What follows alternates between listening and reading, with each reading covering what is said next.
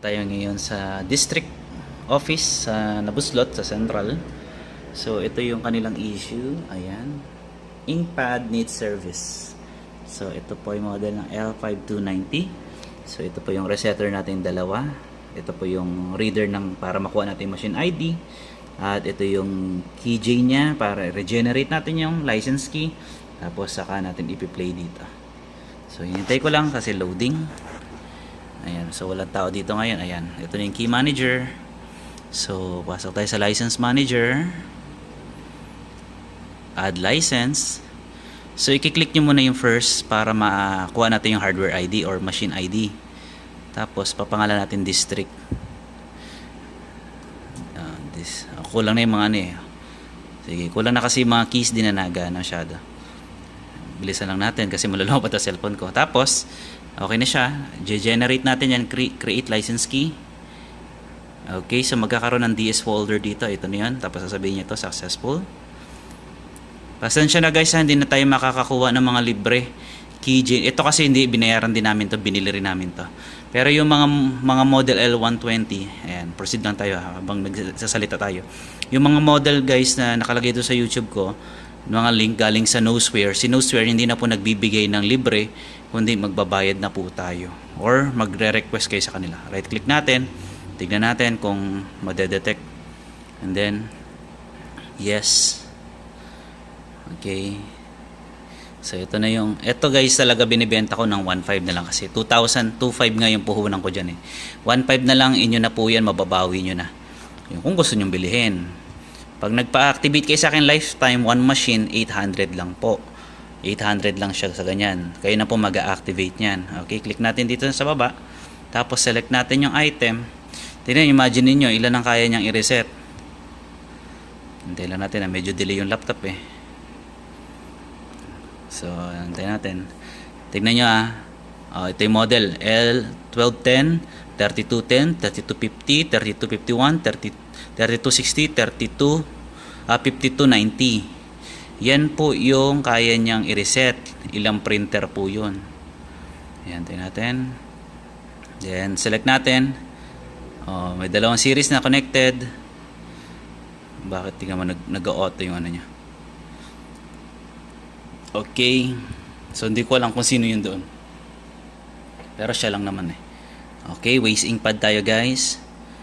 Okay, and then check muna natin yung counter value. Pag na-check natin at gumana, yon siya na yon. Ayun na. So dun sa ano niya, 6,346 ang maximum. So 100%. Lumagpas pa nga siya 348. Lumagpas pa siya ng dalawang print. Tapos yung inkpad system pound counter ay 20%. Sama na natin yan. So, pa-reset lang sila sa akin. Reset lang po ito sa district. Tapos, wala na po. Hindi nila makukuha yung product. Babayaran po nila kung gusto nilang i-avail yung subscriptions. Okay, sabi niya dito, okay na, natapos na natin. Turn on printer. Patayin niyo yung printer. Ayan, papatayin natin. Ito talaga pagpangit ang... Sorry pangit ang pisaw po natin. Okay. So, wala nang gumagalaw siya dyan.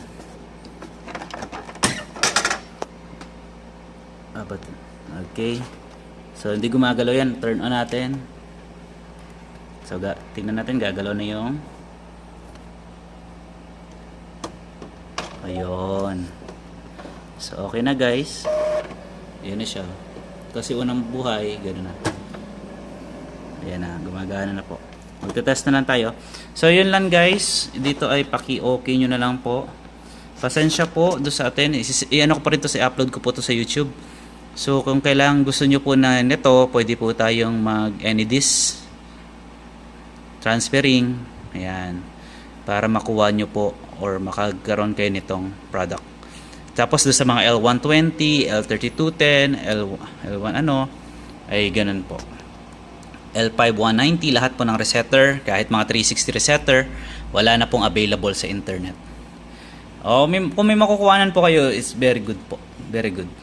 Kung wala naman po, edi yun lang po yung options. Kaya yung mga link po sa akin nagsasabi, sir, hindi na gumaganing link, access denied na po, kailangan po mag-request by a Gmail para mabigyan po kayo.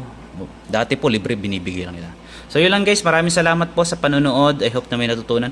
Okay na po yung printer, magte-test print na lang po tayo para malaman natin kung okay na po ba siya. So ang mga papel niya hindi na po advisable, ang baba na po ng ink level. Yan po ay hindi po pwede ganyan ang ink level. At ayan, titest po natin sa nozzle print kung okay siya.